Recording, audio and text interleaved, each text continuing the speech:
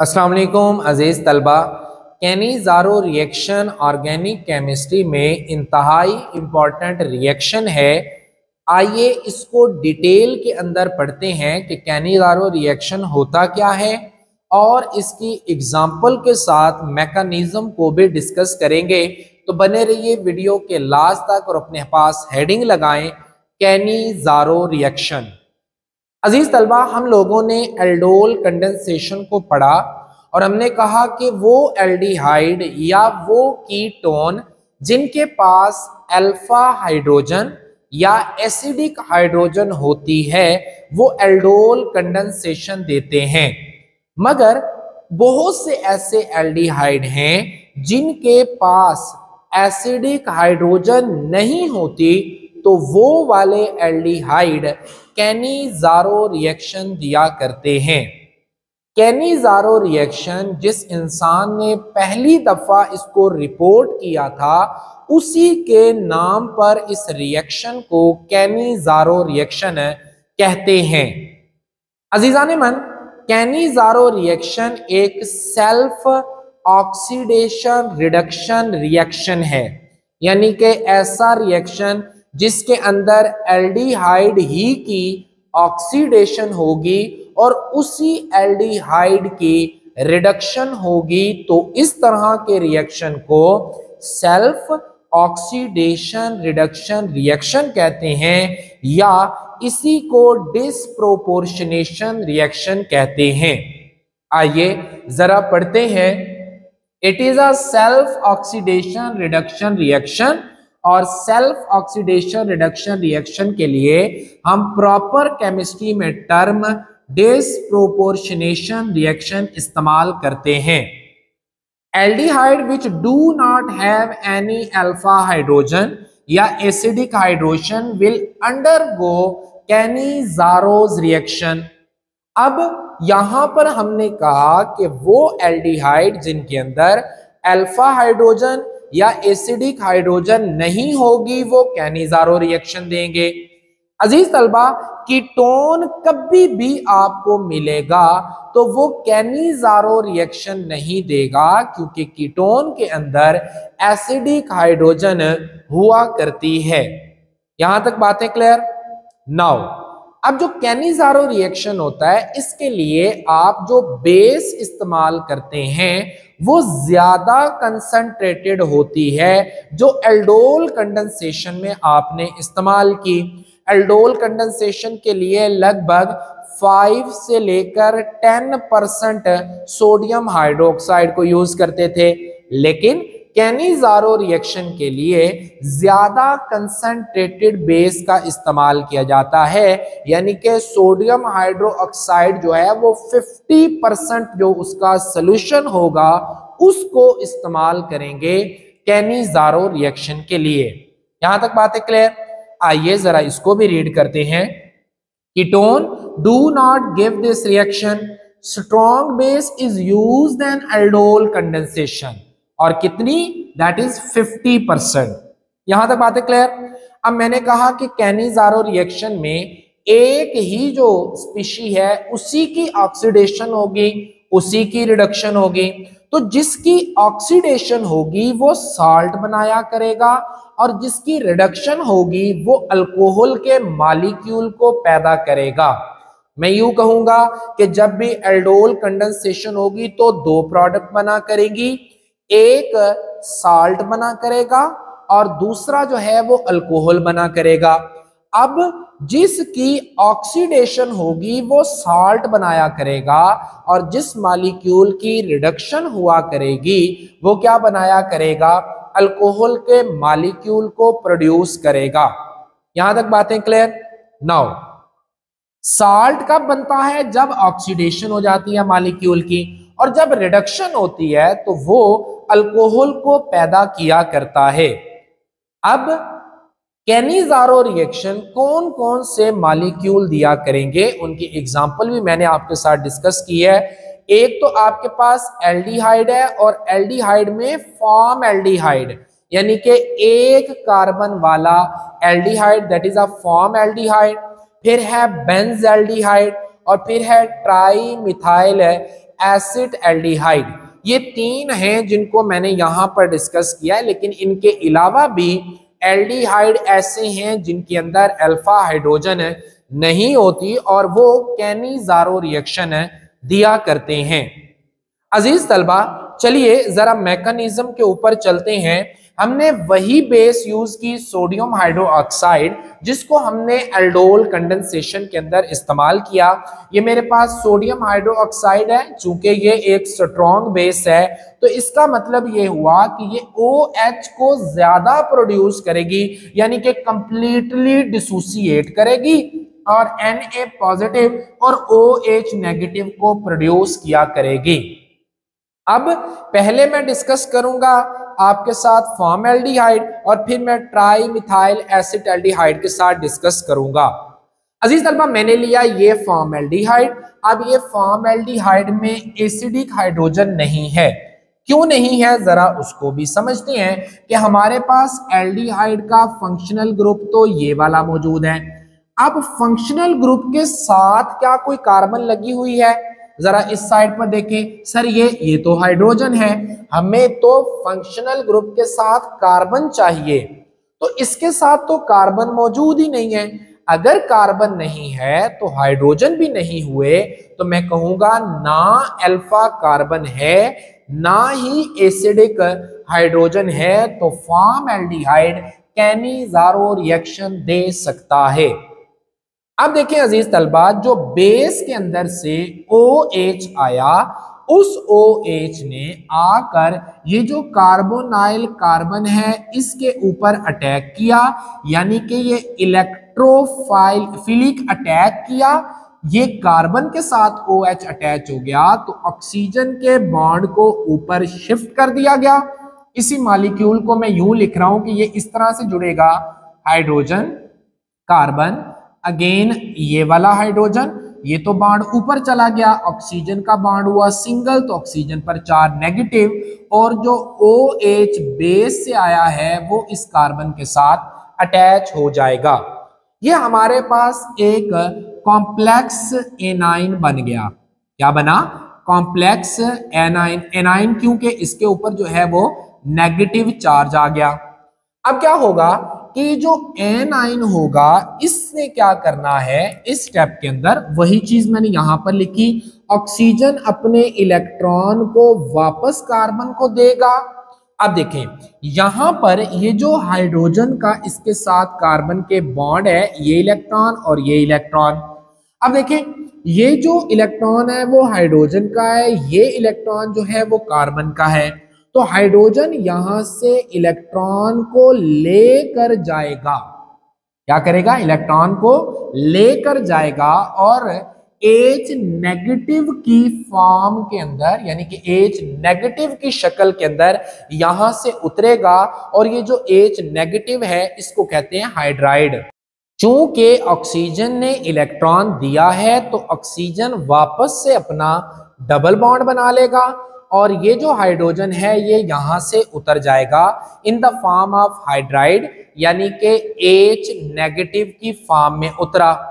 इसको कहते हैं हाइड्राइड शिफ्ट। क्यों? क्योंकि यहां से हाइड्राइड उतरा और इसने आगे जाकर किसी एल्डिहाइड के ऊपर अटैक करना है, इसको, इस स्टेप को हाइड्राइड शिफ्ट कहते हैं। नाउ अजीज तलबा, ये जो हाइड्राइड उतरा है इसने क्या करना है कि ये नेगेटिव स्पीशी है तो ये किसी और फॉर्मल्डिहाइड के मॉलिक्यूल के ऊपर अटैक करेगी। जैसे OH ने किया सेम वैसे होगा। ऑक्सीजन का जो बॉन्ड है वो ऊपर चला जाएगा और ऑक्सीजन के ऊपर नेगेटिव चार्ज आएगा। ये जो हाइड्रोजन है वो इस कार्बन के साथ अटैच हो जाएगा और प्रोडक्ट ऐसे बनेगी। ये आपके पास H है, यहां पर आया कार्बन, साथ उसके अगेन H, और ऑक्सीजन का चूंकि बॉन्ड सिंगल हुआ है उसके ऊपर नेगेटिव चार्ज आ जाएगा, और ये जो हाइड्रोजन है वो इस कार्बन के साथ अटैच हो जाएगा।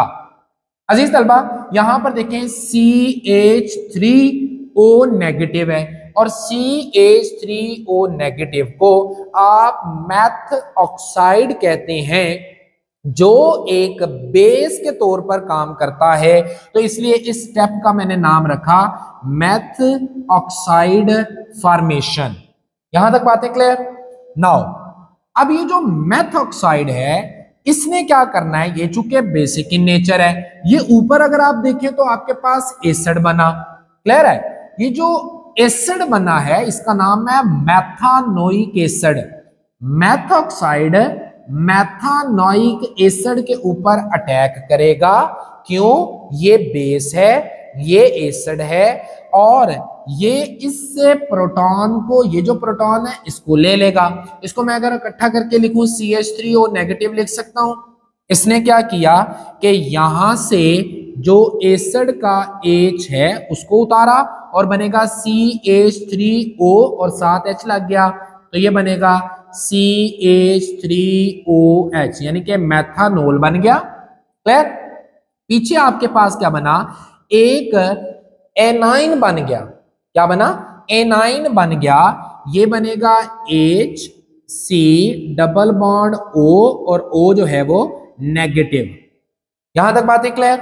नाउ अजीज तलबा, जो आखिरी स्टेप है उसके अंदर क्या होगा कि ये जो एनाइन है नेगेटिव चार्ज है, यहां पर हमारे पास सोडियम बचा जो पॉजिटिव चार्ज है, तो ये एनाइन सोडियम के साथ मिलेगा और साल्ट बना देगा इस तरह से HC double bond O negative और Na साथ क्या हो जाएगा, पॉजिटिव, जिसका नाम है सोडियम फॉर्मेट।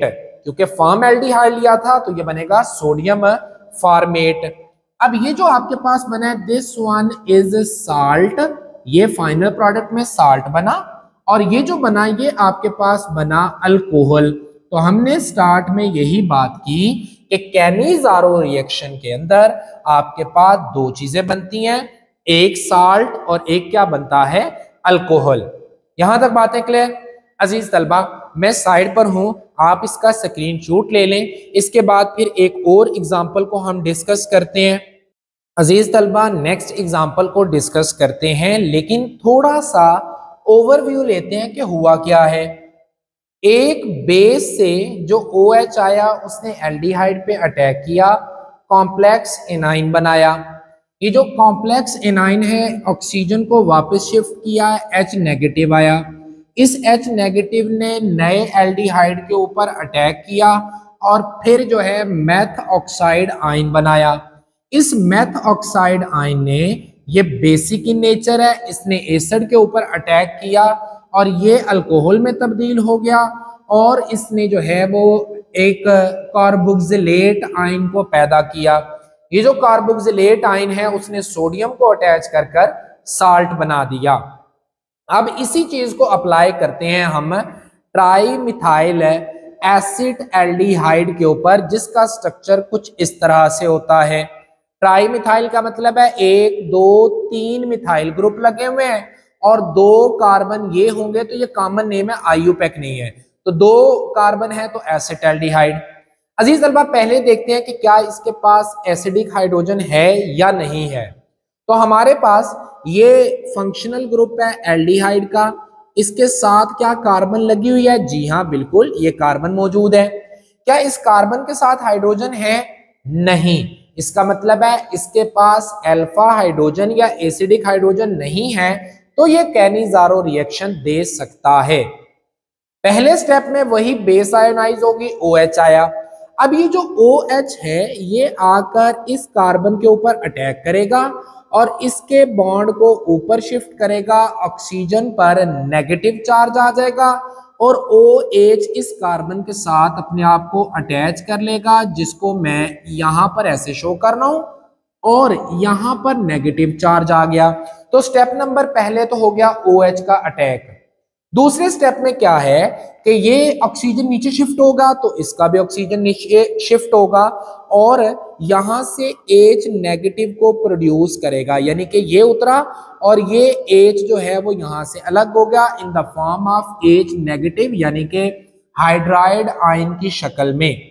अब ऑक्सीजन ने इलेक्ट्रॉन दिया है तो ऑक्सीजन का इस कार्बन के साथ डबल बॉन्ड बन जाएगा, H नेगेटिव जो है वो एज इट इज सेपरेट हो गया।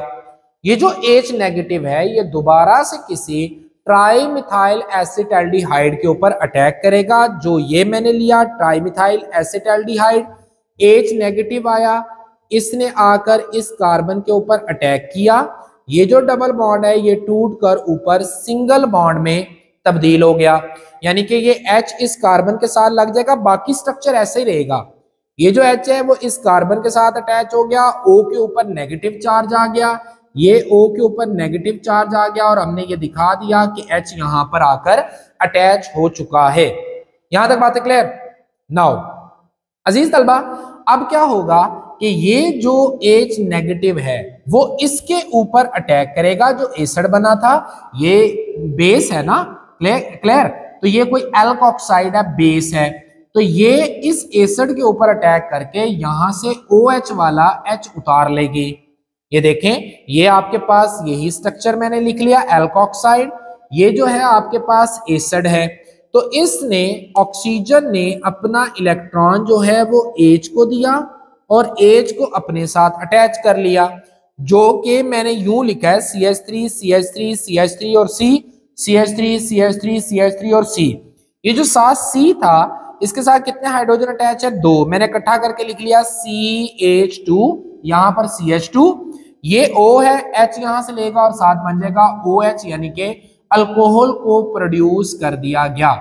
इस स्टेप में क्या प्रोड्यूस हो गया? अल्कोहल।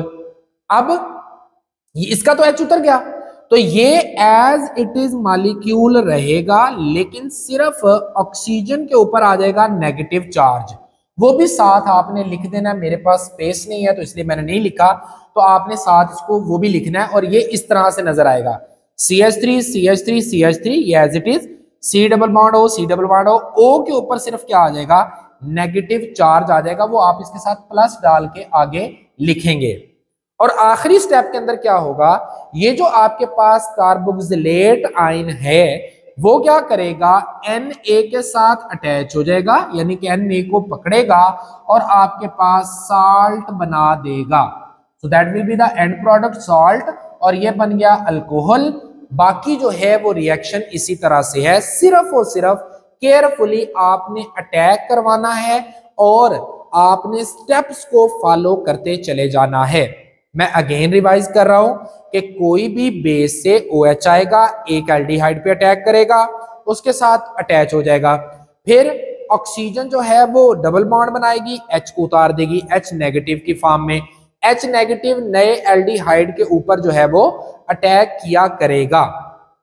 अब वो जो इस बेस में तब्दील हो जाएगा एल्कोक्साइड, वो दोबारा से जो पहले स्टेप का एसिड होगा उसका प्रोटॉन ले लेगा, ये जो प्रोटॉन लेकर वो अल्कोहल में तब्दील हो जाएगा और जो कार्बोक्सिलेट आयन होगा वो सोडियम के साथ अटैच हो जाएगा और फिर उसके साथ मिलकर साल्ट को पैदा करेगा। अजीज तलबा, 2 एग्जाम्पल मैंने आपको एज इट इज जो है वो सॉल्व करके दी हैं। आप एक एग्जाम्पल खुद जो है वो सॉल्व करें, जो कि आपके पास बेंज एल्डिहाइड की है, सेम ऐसे ही स्टेप को फॉलो करना है। Good luck. और जब आप उसको सॉल्व कर लें तो उसके अंदर जो जो प्रोडक्ट बनेगी उसका नाम आपने कमेंट सेक्शन के अंदर जरूर लिखना है। मैं साइड पर हो रहा हूं, आप इसका भी जो है वो स्क्रीनशॉट ले लें। आज का जो हमारा लेक्चर है वो अपने इख्तिताम को पहुंचता है। उम्मीद करूंगा कि आपको लेक्चर की समझ आई होगी। इंशाल्लाह मजीद लेक्चर्स के लिए चैनल को सब्सक्राइब करें। नेक्स्ट वीडियो में नेक्स्ट लेक्चर के साथ मुलाकात होगी। फी अमानिल्लाह।